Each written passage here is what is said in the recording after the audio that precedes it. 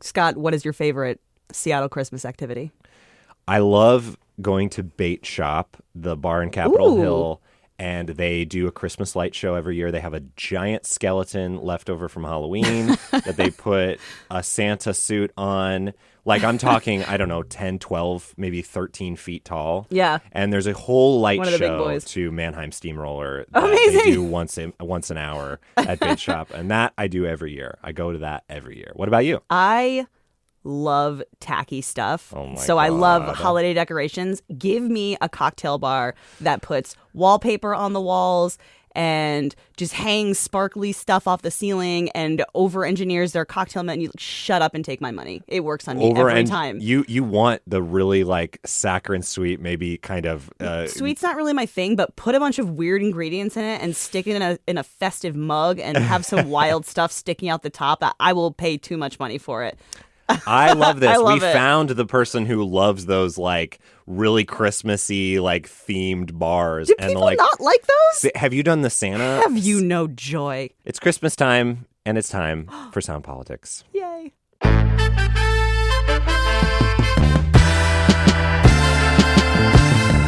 Welcome to Sound Politics. I'm Scott Greenstone. And I'm Kat Smith, sitting in for Libby Dankman. And it's the most wonderful time of the year in Olympia. Oh. Committee days. Oh, spreading joy. Yes. Treats. It's the joyful festive week when lawmakers convene at the Capitol to start mapping out their big priorities next session in January. Bills are getting pre-filed. Committees are starting to meet. Oh, so fun, so festive. Festive atmosphere. There is definitely some schmoozing and boozing happening at fundraisers at night. There's the fun. Because, and here's why, the winter ahead brings a freeze in fundraising. Once the legislature actually starts in January, lawmakers aren't allowed to raise any money. So lobbies with favors to ask, they have to get those favors in now. They got to get those gifts under the Christmas tree. Very good. But it's not so jolly in the Capitol this year because some big questions hang over all the lawmakers in the state. Washington State's budget is in the red again. And not like sweet candy cane red, if we're going to stick with this metaphor. Oh, we're going to run it into the ground. We're talking about red ink, like the kind that comes when you have to cut like programs or jobs, painful cuts. This is happening because the money the state expected to bring in from taxes this year didn't live up to expectations. And the state is currently facing a budget hole that could be as high as $2 billion. That's not as bad as last session. Right. Lawmakers had to cut about $8 billion in spending in the last session. Yeah, earlier this which year. ended earlier this year. But next year's forecast, it's certainly nothing to pop the bubbly or toast the eggnog cocktail over. Sure. I'm really Yeah. trying here. Also, just to get even more depressing. It's Christmas time. It's depression time. It's a sad time of year. The state economy overall seems like it's sputtering. The financial research firm Moody's Analytics said this fall that Washington State is in or near recession territory. Hiring is slowed. More people than normal are underemployed. That's not good. It's not special. Not great. A lot of states look like that right now. Many others are just like treading water by that same analysis. But we're also staring down the barrel of, let's just add one more really crappy Christmas present to the top of this crap pile holiday we're staring fun. at. I know. We're staring down the barrel of upcoming federal cuts from the Trump administration. So things are looking, financially bleak. And like we've heard a lot in the past, progressives, lefty Democrats, they want to go the opposite way Donald Trump went this year and, tax the rich locally, right? Fill the budget gap or the holes that are coming. God, I don't know if I want to keep the Christmas metaphor. Do it. The holes in the stockings. I don't know. They want to fill them with taxes on the top moneymakers in the state. And, the governor, for his part, is saying, nuh-uh. If you're looking for a night, that stocking's going to be limp. If you're looking, it's going to be empty. There's going to be coal in We'll it. explain more about that lump of coal in a minute. Yeah. Republicans are still mad that Democrats signed off on $9 billion in new taxes earlier this year. They bring that up a lot. They like to remind everybody that was the biggest package in state history. So biggest tax hike in state history. And we already know where Republicans stand on this question about new taxes before before the big debates even happen in the legislature. We already know what the Republicans are going to say. Sure. Democrats, however, are split. Yeah. So on today's show, we're going to talk about some of the tax proposals that are on the table so far. They're kind of getting kicked around behind the scenes. We'll look at a few of those ideas. One of them, tax on the state's biggest, richest businesses. Yeah. And then some new taxes maybe for the state's wealthiest individuals, and whether those ideas have a snowball's chance in hell of passing or if they're just twinkly fairy dust. Visions, sugar plums. Yes. And, before we go too far, just to set the table here for the Christmas ham, just so we are clear on a couple of things that, you, the listener, we want you to sound smart when you're hanging out with your family, talking about the budget, as we know you will this Christmas season. As one does. Yeah. Starting at the top, the federal cuts will affect us, but not until 2027. So those are We've got some time. Further off, and our state money people are still figuring out the impact that they will have. The cuts we may have to make next year at the state level, in the January session, those are part of the supplemental budget. It's essentially tweaks of what they did earlier this year, because we pass budgets in 2 years. We pass a biennial budget. So these are essentially edits to the budget that was already passed. Again, Nice. Like we've talked about on this show, we pass budgets based on projections. The projections are lower than we thought they would be because the state's economy has slowed. So with that little table setting, let's get into it. Let's tuck into our tax feast. And let's start with the proposal to tax huge employers in the state. So we've got two lawmakers who are behind this, State Rep Sean Scott and Senator Rebecca Saldana, both Democrats. Both from Seattle. That will be important.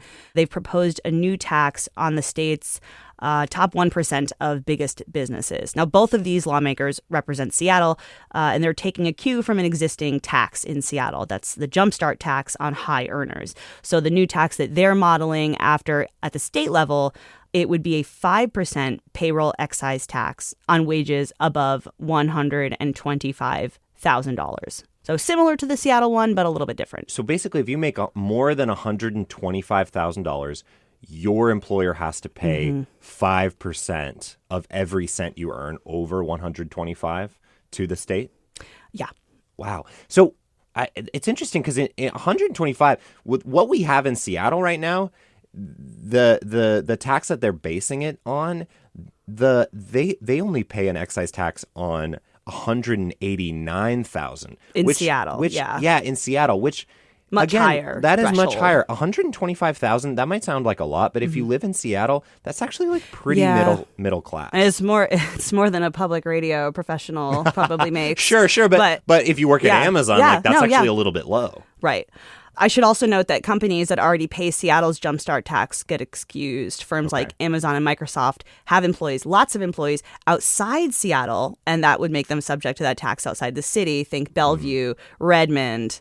So this is I heard someone describe this tax as taking the Seattle approach and copy-pasting it across the rest of the state. I like that. Yeah. But Amazon did actually move a bunch of jobs over to Bellevue after Seattle set up its version of the tax. I think presumably to dodge a little bit of that. And put a pin in that because we are going to go into detail about that later. But right now, let's take a look at the announcement of this proposal. Rep. Sean Scott held a press conference this week to announce this new tax plan. On the steps of the state capitol. Yeah. The 6 largest corporations in Washington state spent $2.1 million lobbying the state legislature earlier this year.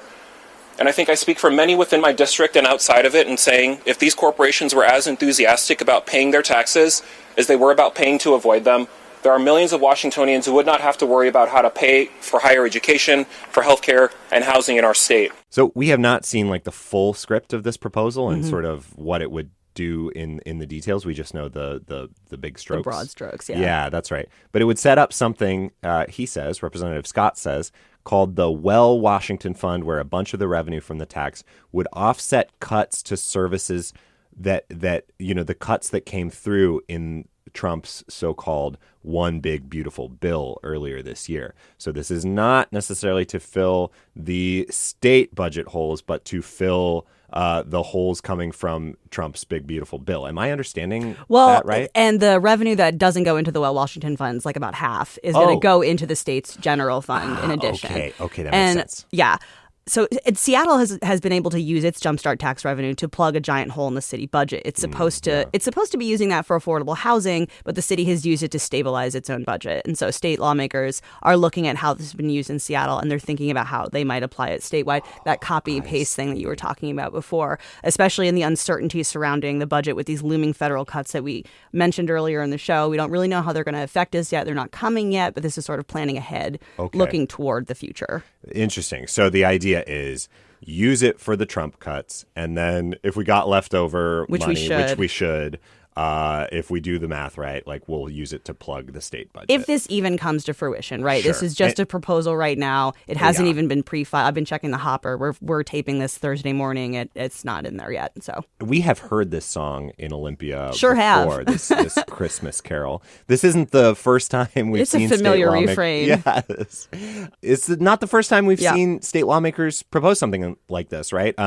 Senator Saldana, who you mentioned, introduced something very similar last year, and it did not pass. And there have been other plans in other years that didn't go anywhere. And this year's plan looks like it has not gotten enthusiastic thumbs up from even the Democrats right out the gate. The governor said, he was asked about it, and he didn't. He said he didn't even know about it at a similar press conference. I think the same day. He said he hasn't even spoken to Sean Scott about this tax Such idea. a burn from the head of your party, from the governor. Like, I haven't even heard of this man. Sorry to this man and his tax plan. Ouch. There's no love lost, I think, between Governor Ferguson and Representative Scott. Representative Scott has criticized him a lot. The governor did say something that actually kind of throws a huge wrench into this whole proposition. And we are going to get into that after the break. Let's take a quick break on Sound Politics. And we're back with Sound Politics. That's right, your first time. All right, yeah. Okay, so Tuesday, Governor Ferguson steps into the conference room at the Capitol. I feel like he's feeling himself. Maybe that's just me. He pops open what appears to be a lemon LaCroix. You know how he loves his pens. Do I have to use this pen or can I use my own? Am I allowed to use my own? Okay, then I will. Scott has written about his pens. I've written about it. We've talked about his pens on the. This is for the true heads of the show. He pulled out his own pen. You know that's a blue Papermate. If you know this show, if you know Governor Ferguson has pens, the lemon LaCroix is also a little different. Normally, I see him with a lime, but anyway, he is using his pen to certify the election results from last month's election. He started taking questions from people sitting around the table with him. The journalists sitting around the table started asking him about the budget. And he totally kind of turtled up, like his head kind of went into his shoulders and that swagger sort of disappeared. It didn't. Yeah. The vibe in the room was different when they started asking him about the budget plans. It feels like he's already a little bit tired. I heard that people are saying like the short session coming up, which is, it was a long session earlier this year in 90 days. The one coming up is only going to be 60 days. I heard someone refer to it as they're getting ready for the longest short session ever. He says he's already in multiple meetings a day about Governor the budget. Ferguson is? Yeah, Governor Ferguson, Dang. yeah. Working on a proposal that'll be out later this month. So he gets to make that first tax proposal or he gets budget to present proposal. his own budget first. Yeah, it's not going to be taxes. So, he is stressed about the budget gap, right? It's big. He already signed off on a bunch of cuts earlier this year, $8 billion. And in addition to the $9 billion in new taxes and hikes to existing taxes. And now he says that he doesn't want any more new taxes in the coming year. And he wants to rely on cuts, bigger and deeper cuts than the state made earlier this year. He thinks those cuts will be key to balancing the budget. Here's how he explained that in this press conference on Tuesday. If we had a new revenue, it's not going to solve your problem next year. The dollars don't come in, in time to do it. So even if I wanted to, if that's something I was interested in, it doesn't actually solve the problem next year. And that's just a rally that the legislature is going to have to grapple with as well. Ooh, tough talk. No, there are some existing taxes the state could hike to get money flowing immediately. Ferguson did talk about that there. Sales tax, property taxes, but those are already relatively high in Washington, and there's already anger over that. And Ferguson He said he doesn't want to hike those low-hanging. Yeah. He said no taxes, no new taxes. Yeah. He said he'd, quote, veto that in a heartbeat. Yeah, but I mean, we've heard this kind of thing from him before. That's right. Last year, Ferguson also said he didn't want to tax his way to a balanced budget, and yet that is what ended up happening. He signed that tax package, like we said, $9 billion in new taxes. So this year, it looks like it'll be a big test for him. Is he going to stick to his guns here, or is he going to end up being the governor who cried veto? Yeah, I mean, I know it was a surprise after all the tough talk that he just flipped and then didn't really explain why. Yeah, I'm curious what we've talked about the lefty Dems. We've talked about Governor Ferguson. I want to hear what are the Republicans saying about this new tax proposal on big businesses. They're over the moon, Scott. Oh, they love it. No, I'm kidding.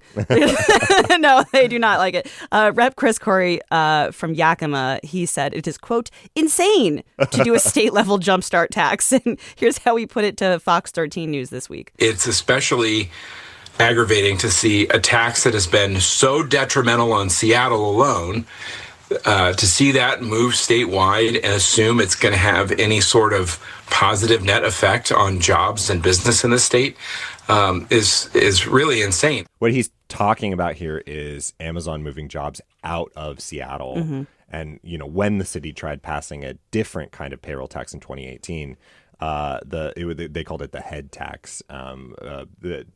Critics called it the tax on jobs. And, Amazon almost immediately started moving employees over to Bellevue. Mm-hmm. And then in 2021, the jumpstart tax that we've been talking about, it went into effect. And that Seattle. exodus has, I think, continued. Last year, 10,000 Amazon jobs had left Seattle, while Bellevue's count had risen to 12,000. Although I got to point out, Rep. Corey is making it sound like Amazon completely moved out of Seattle. This has been a disaster, and that's not true. I mean, what we're looking at here is there's still 50,000 Amazon jobs in Seattle. I live downtown, just a couple blocks from the Amazon campus. It's hopping. If I want to get a margarita at 6 p.m., I gotta wait like an hour. It's still, I try to avoid walking down there during commuting hours when all the big commuter the big vans that the companies use to bus their employees back and forth, and all the cars are coming back. It's a nightmare. Yeah, it's not like Amazon hasn't completely left Seattle. There's still a vibrant Amazon campus downtown. Yeah, I have a thought about that because that also came up, but really quick. Mm-hmm. Our neighbor across the water is seen as the more business-friendly city, Bellevue. Mm-hmm. Amazon says it plans to bring all the bustle that you're talking about over across Lake Washington. Yeah, that's fair. Yeah, they do say that. And I mean, I guess to kind of play devil's advocate a little bit, lower taxes aren't the only thing that can draw big companies. There's other things to consider, like cheaper rents, cleaner streets. Mm-hmm. Crime is also a consideration. There's shinier and newer office buildings going up in Bellevue. Amazon has never explicitly said that Seattle's jumpstart tax is responsible for, is why it's moving people across the water. But I mean, you can deduce. Sure. It kind of, it seems like that's a big factor. And the high taxes in Seattle do tend to get the blame. Jumpstart is a big one that does stand out. This is also, interestingly, this is something that came up on the campaign trail for the mayor's race in Seattle. Bruce Harrell talked about this in KUOW studios during the debate between him and Katie Wilson, the Democratic Socialist who ended up unseating him. He was warning that the city has to be careful and do a balancing act with business taxes, right? He said he wants big tech to pay its fair share of taxes, but he also cautioned against scaring businesses away from Seattle. So it's definitely a thing that politicians are worried about, that they're thinking about. And let's pull back and look at the state level proposal again. Even the mayor of Bellevue, Lynn Robinson, she is also weighed in on this idea. She told KUOW News earlier that this would be detrimental. She's not in favor of this state level jumpstart tax. She knows her city has benefited from companies relocating out of Seattle. She doesn't want to mess with that. And when I think about Bellevue or especially Redmond, I think about Microsoft, which we have not talked a lot about here because it doesn't dominate Seattle in the same maybe way nowadays. But, Microsoft, of course, has been super anti-tax.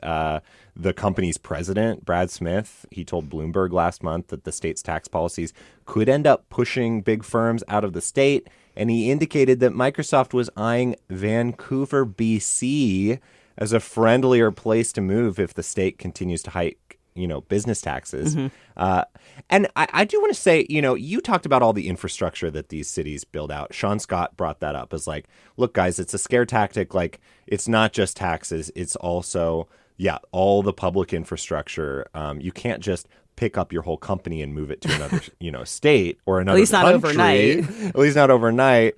He also says that if big business wants to move jobs out of town, like they will. Like, look, 10 years ago, we gave the biggest state tax break in history to a corporation of any state had ever given to a corporation, to Boeing. Oh, Boeing, and they still moved, out of town. Yeah. So, okay, we have been talking so much about, taxing big tech, and that is what's on the table here. But I've heard other swirlings, or I've heard little whispers under the tinsel. I don't know. I'm trying to bring us back into the Christmas thing. Are there, what about, I've been hearing about that the richest people in the state maybe are going to have some tax bill surprises for them under the Christmas tree? Maybe.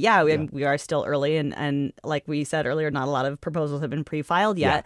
But there are two other taxes that could pop up that focus on individuals that we've been hearing about. And that is a wealth tax that got floated last year. It could still come back this year. And a possible income tax on the state's highest earners. Okay. So what is the difference between those two, Kat? Fair question.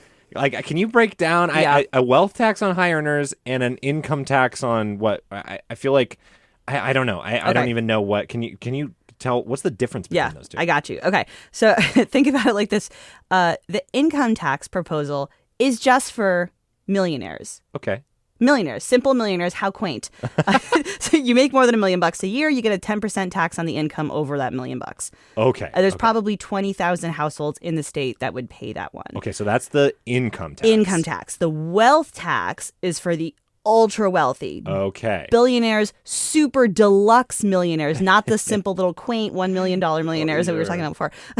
It's a tax on those big ones and their intangible assets, cash, stocks, bonds, global assets on the big league rich folks. And we're talking about bigly.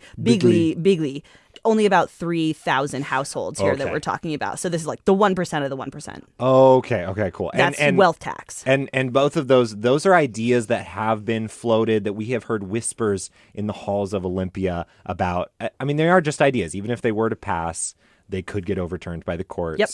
Right. Income taxes have been ruled unconstitutional by the state constitution, the Supreme Court that enforces the state constitution. Right. So even if they prevailed in the state legislature, and maybe even if they prevailed in the court, it could be years before the state starts seeing revenue from a wealth tax or something like that. But I think that's what I read when I hear that Bob Ferguson quote about, like, look, I'm talking about budget holes I got to fill now. We don't have time to stand up a new tax and figure out how to collect it, at least if we're talking about the budget hole right in front of us. Totally. Exactly what Bob Ferguson says that we don't have time to wait around for. We've got a budget hole now. He needs to think about plugging it now. And the only way he's going to think about that is cuts. So let's take a step back and let's reflect on this moment we're in here, as we're about a month from the legislative session, Kat, and it feels like there's something in the air, something, not the spirit of Christmas. What is it? I don't know. Maybe it's the spirit of Scrooge or something. I don't know. The vibes. The anti-Scrooge sentiment. Right. It's very good. Anti-Scrooge sentiment in the air. We're like in this moment where people feel like they're stretched to the limit. People and businesses too, honestly. The dollar doesn't go as far as it used to. Everything's expensive and getting more so. Trump ran on bringing down prices. That didn't happen.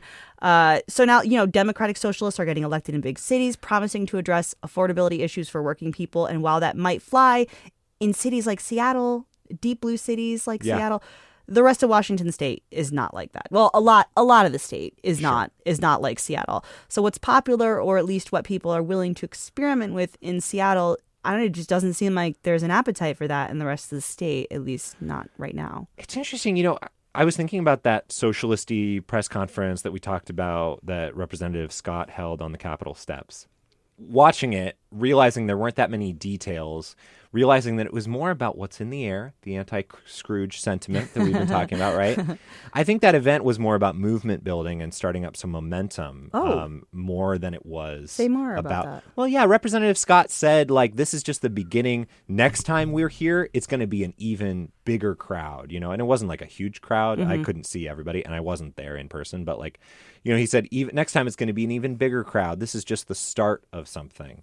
And I really do feel that it is actually less about this proposal, less about filling holes in the state's budget next year, and more about, taking this moment, this Mamdani moment, right? This tax the rich moment, and pressing their advantage rhetorically, saying, look, people support taxing the rich.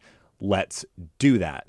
And there is this moment, I think, that will stick with me where, so there were some conservative journalists there, or just maybe, some folks outside of like the kind of you're talking about press corps. the press conference where Sean Scott unveiled his state level jumpstart tax. And he took questions at the end of it. Okay. And Brandy Cruz, who we've talked about before, she's been on our show. Had her on the show. She's a conservative commentator. She asked Sean Scott if Amazon and Microsoft have been a net good for the state. I thought this was a really interesting question. Like, have they contributed more than they've taken? And Representative Scott gave this kind of confusingly, like, very socialist-y answer about, like, collectivizing work or unions or something like the workers are... I'm not really sure. I did not understand what he was saying. It was very academic. I got the sense that really deep down, he does not feel like they have contributed. And I think there are a growing group of lefties or Seattleites who don't really care. Like, if they were to pass these taxes and Amazon and Microsoft were to leave, they would be like, see you later. Like, see if we care, Yeah. And that's the sentiment I'm really getting, and that's going to stick with me going forward. Anyway, I think that's probably the end of our show. Thank you for bearing with us through all the Christmas tortured Christmas metaphors. So what did we say? Microsoft and Amazon are Scrooge. Maybe Bob Ferguson is to lefties, at least. He's the Grinch. He's the Grinch. To people who favor progressive taxes, he's definitely the Grinch. Oh my God. We're going to get in all sorts of trouble for this. Krampus is going to come for us. Who is Krampus? There's no Krampus in this story because You really wanted there to be a Krampus in this story. I tried so hard to put a Krampus in this story. I love Krampus. And that's it for Sound Politics this week. Yeah. Our show is produced by Hans Anderson. Our editor is Cat Smith. And my co-host is KUOW politics reporter Scott Greenstone. I stole, like the Grinch, I stole that line from you. This show, though, is only possible because of your support. I hope that this Christmas season, this holiday season, that you'll consider a donation to keep us going at KUOW.org/politics. Don't be a Scrooge.